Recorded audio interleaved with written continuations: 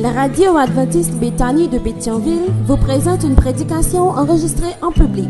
Nous espérons que votre âme sera bénie par la parole du Saint-Esprit.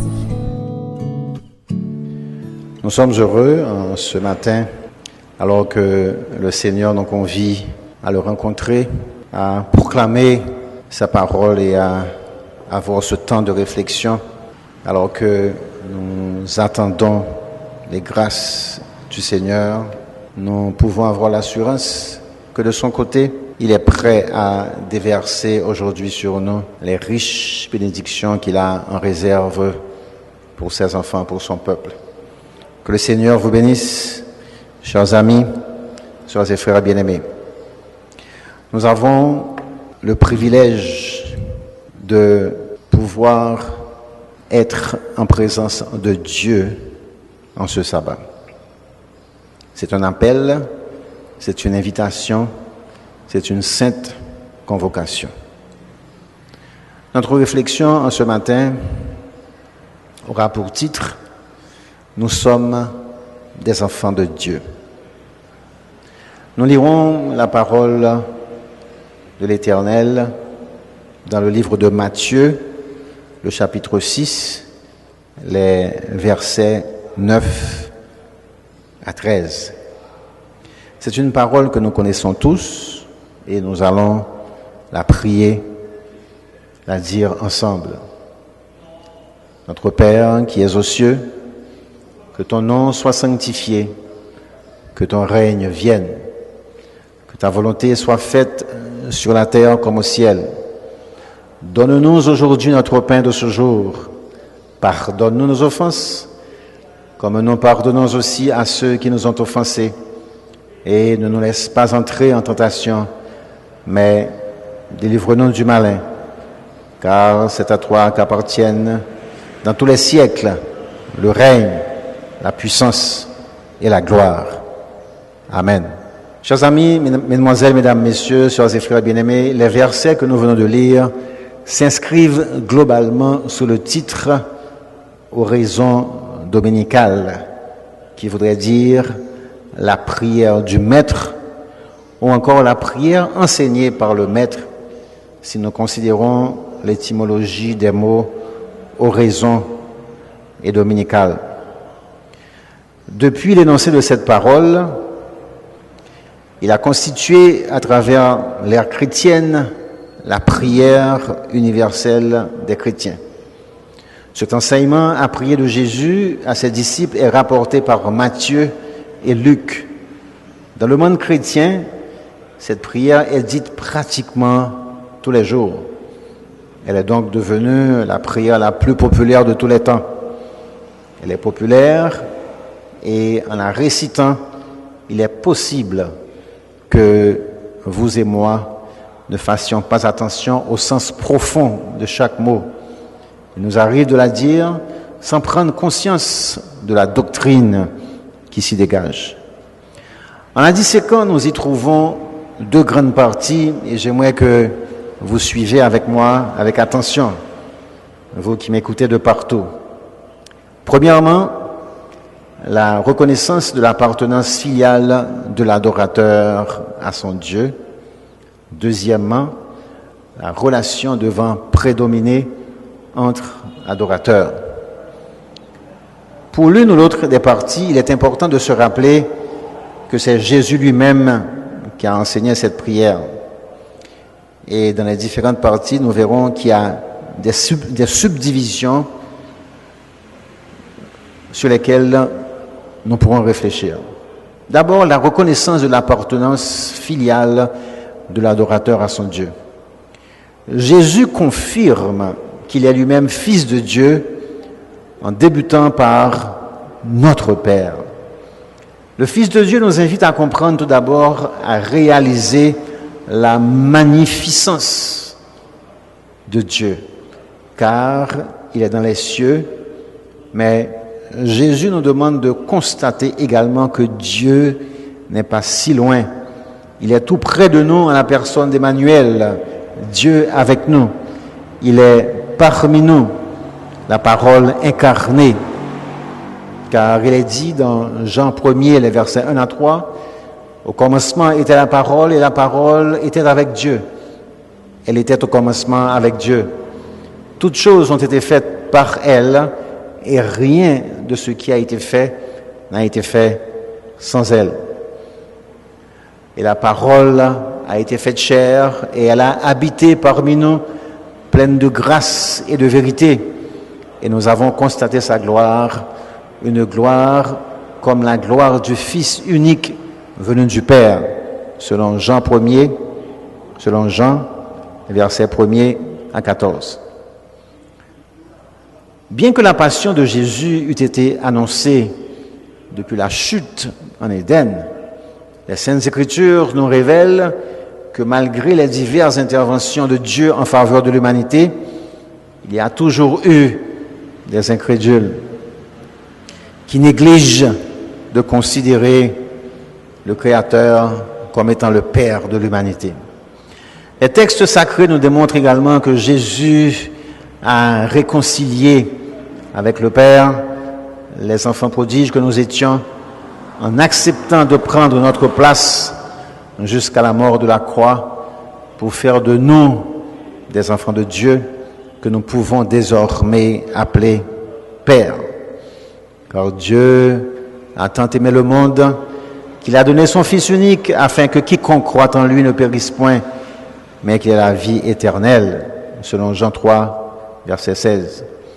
Et Paul, dans son épître aux Galates, ajoute « Or, aussi longtemps que l'héritier est enfant, je dis qu'il ne diffère en rien d'un esclave, quoiqu'il soit le maître de tout. Mais il est sous des tuteurs et des administrateurs jusqu'au temps marqué par le Père. Nous aussi, de la même manière, lorsque nous étions enfants, nous étions sous l'esclavage des rudiments du monde. Mais lorsque les temps ont été accomplis, Dieu a envoyé son Fils, né d'une femme, né sous la loi, afin qu'il rachetât ceux qui étaient sous la loi, afin que nous reçussions l'adoption. Et parce que vous êtes fils, Dieu a envoyé dans nos cœurs l'esprit de son Fils, lequel crie « Abba, Père ». Ainsi, tu n'es plus esclave, mais fils. Et si tu es fils, tu es aussi héritier par la grâce de Dieu. Galates 4, versets 1 à 7. Nous ne pouvons alors que glorifier son nom et vivre chaque respiration, chaque mouvement de souffle dans l'attente de son avènement. En acceptant cette rédemption, nous reconnaissons que ce Dieu est créateur, mais aussi pourvoyeur, et Jésus nous amène à lui demander tout ce dont nous avons besoin. La deuxième partie, donne-nous aujourd'hui notre pain de ce jour. Dans notre relation avec Dieu, il nous prescrit au 4e commandement de travailler avant de nous reposer. La demande du pain quotidien à Dieu, c'est la matérialisation de l'intelligence et des talents que Dieu nous accorde pour nous permettre de subvenir à nos besoins dans l'honnêteté et la dignité. Les Israélites, certes, ont reçu la manne dans le désert pendant 40 ans, mais leur travail consistait à traverser cette région aride pour aller conquérir les nations à la seule gloire de Dieu. Depuis la fondation du monde, Dieu a tout mis en œuvre afin de nous donner. Il a préparé d'avance notre arrivée sur cette terre, tout comme il en donne l'exemple par une femme qui prépare l'accouchement de son enfant dès la conception. En 6 jours, le Créateur a organisé par sa sagesse manifestée, par sa parole, le champ devant accueillir ce qui serait le summum de son œuvre, la touche finale de sa perfection, l'être, le seul qui amène à l'existence par sa décision, sa parole, ses mains, mais aussi son souffle. Ce faisant, Dieu s'est assuré qu'il a donné à l'homme sa propre image et sa ressemblance. Puis Dieu dit, faisons l'homme à notre image, selon notre ressemblance. Genèse 1er, verset 26a. En d'autres termes, Dieu dit, donnons à l'homme notre ressemblance et qu'il reflète notre image.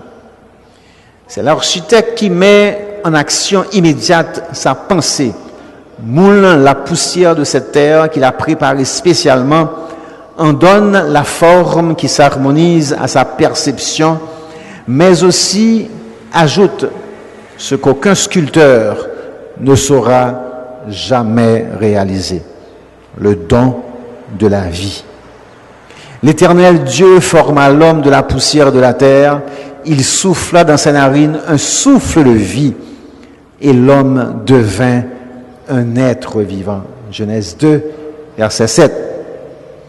C'est intéressant de comprendre, frères et sœurs bien-aimés, notre respiration correspond au souffle de vie en nous. Ainsi donc, Dieu fait de nous d'heureux récipiendaires du don de la vie. Et en enseignant le Notre Père, Jésus confirme que par lui, notre relation filiale avec le Père est rétablie, car il n'a pas cessé d'être notre pourvoyeur malgré nos écarts. Nous avons donc une grande assurance que c'est Dieu seul qui donne la vie et que ce même Dieu est notre Père.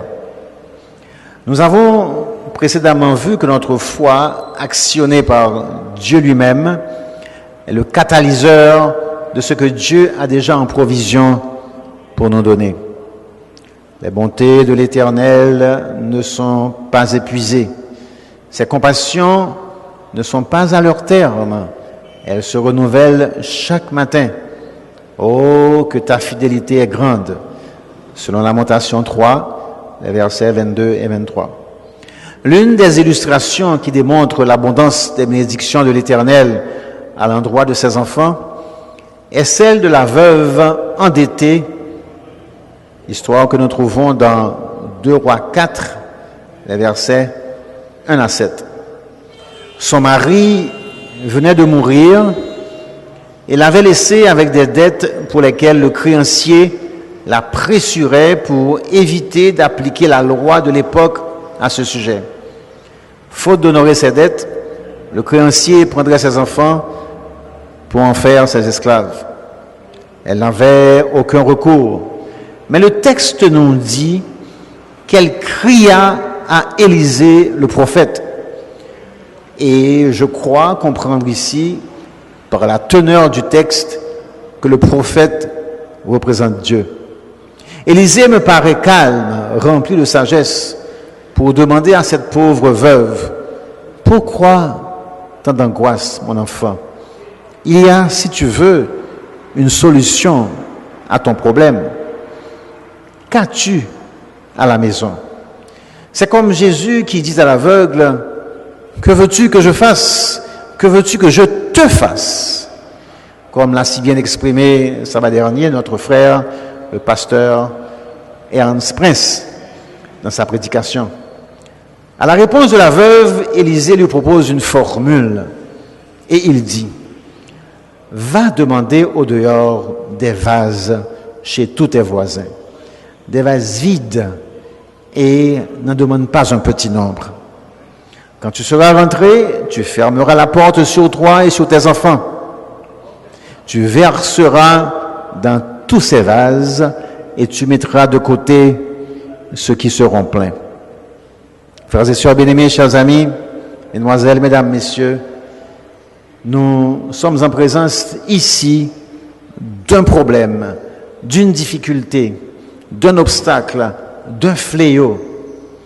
Et Dieu met en branle ce que nous vivons, le confinement. Dieu dit à la veuve, rentre chez toi, ferme ta porte sur toi et sur tes enfants. Rencontre-moi dans ta maison. C'est le test de la foi. Elle a franchi 2 premières étapes à cette épreuve. La première, dans son infortune, elle cria à Dieu. Or, l'Éternel n'abandonne jamais ses enfants qui crient à lui.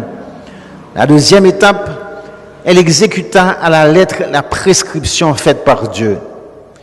Mais ce n'était pas seulement les vases qu'elle allait demander qui devraient être vides. Elle devait se vider elle aussi, car elle était femme d'un fils de prophète. Elle avait un rang social. Mais elle devait se défaire de tout cela, s'en dépouiller, mettre tout de côté pour mettre à profit la parole de Dieu. En cette période où nous connaissons des restrictions, nous devons en profiter pour mettre tout de côté, nous dépouiller et nous approcher de notre Dieu. Avec la foi vient aussi l'humilité qui s'associe pour donner aux croyants le courage et la détermination d'affronter les difficultés avec dignité et la ferme assurance de l'accompagnement céleste. L'huile qu'elle avait à la maison symbolise le Saint-Esprit qui se déverse sur nous, nous arrose de bénédictions tant que nous nous vidons. Les bénédictions de l'Éternel ne sont pas à leur terme, elles se renouvellent chaque matin. Lorsque les vases furent pleins, elle dit à son fils, « Présente-moi encore un vase. » Mais il lui répondit, « Il n'y a plus de vase. » Et l'huile s'arrêta. C'est nous qui mettons fin, mes amis, à la pluie de bénédictions que Dieu veut déverser sur nous.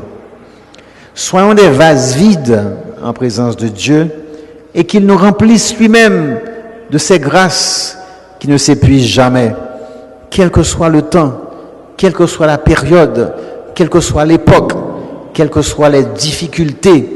Nous avons encore Dieu et nous avons toujours Dieu à notre disposition, si nous le voulons bien. Une troisième partie de cette réflexion serait la relation devant prédominer entre adorateurs. Venez et plaidons, dit l'Éternel. Jésus nous invite ici à plaider avec le Père de notre attitude envers nos semblables. Nous disons bien, pardonne-nous nos offenses, comme nous pardonnons aussi à ceux qui nous ont offensés. Ce qui implique que le pardon de Dieu est prêt, que Dieu est prêt à m'accorder. Ce pardon est conditionné. Il est conditionné par la miséricorde que j'exerce envers mon prochain. Et pour illustrer cela, Jésus raconte la parabole du serviteur impitoyable, dans le même chapitre à partir du verset 23. Verset 18, chapitre 18, verset 23. C'est pourquoi le royaume des cieux est semblable à un roi qui voulut faire rendre compte à ses serviteurs. Quand il se mit à compter, on lui en amena un qui devait 10 000 talents. Comme il n'avait pas de quoi payer, son maître ordonna qu'il fût vendu, lui, sa femme, ses enfants, et tout ce qu'il avait, et que la dette fût acquittée. Le serviteur, se jetant à terre, se prosterna devant lui et dit, « Seigneur, aie patience envers moi, et je te paierai tout. » Ému de compassion, le maître de ce serviteur le laissa aller et lui remit la dette. Après qu'il fut sorti, ce serviteur rencontra un de ses compagnons qui lui devait 100 deniers. Il le saisit et l'étranglait en disant « Paie ce que tu me dois ». Son compagnon ne voulut pas et il alla le jeter en prison jusqu'à ce qu'il eût payé ce qu'il devait. Ses compagnons, ayant vu ce qui était arrivé, furent profondément attristés et ils allèrent raconter à leur maître tout ce qui s'était passé. Alors, le maître fit appeler ce serviteur et lui dit « Méchant serviteur, je t'avais remis en entier ta dette parce que tu m'en avais supplié. Ne devais-tu pas aussi avoir pitié de ton compagnon comme j'ai eu pitié de toi? Et son maître, irrité, le livra au bureau jusqu'à ce qu'il eût payé tout ce qu'il devait. C'est ainsi que mon Père céleste vous traitera, dit Jésus, si chacun de vous ne pardonne à son frère de tout son cœur. Enfin, la dernière partie, la dépendance de l'adorateur à son Dieu et le renouvellement de sa certitude en sa toute-puissance et sa domination. Car c'est à toi qu'appartiennent le règne, la puissance et la gloire pour les siècles des siècles.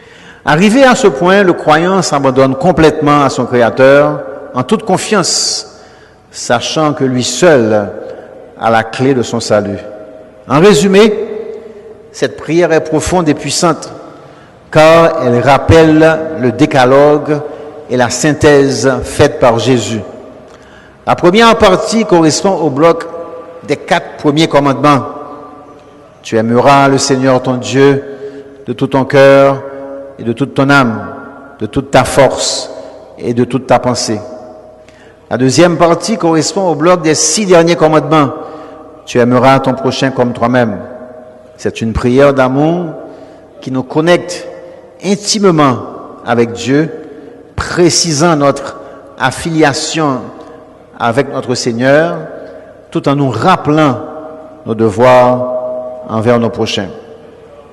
La pensée de Jésus, nous dit l'auteur de la méditation de cette année, était organisée sur la loi de l'amour, ainsi comme le décalogue se divise en 2 parties. Le Notre Père exprime la verticalité et l'horizontalité de l'âme humaine. Dieu et le prochain. D'abord Dieu, son nom, son règne, sa volonté. Ces 3 demandes furent entendues à la croix du Calvaire et étaient orientées vers l'accomplissement final du plan du salut. Puis vient l'être humain, vous et moi. Les 4 dernières requêtes offrent nos misères à sa grâce infinie. Le Notre Père souligne ce besoin qui est dans notre cœur. C'est la prière du Fils qui cherche la protection et l'amour divin. Notre Père céleste a son trône dans le ciel. Ses yeux regardent, ses regards sondent les êtres humains. Psaume 11, verset 4. En ces temps de turbulence, mes amis, frères et sœurs bien-aimés, prenez courage, soyez forts, faites confiance à votre Dieu. Le Seigneur est attentif aux vœux et aux besoins de votre cœur.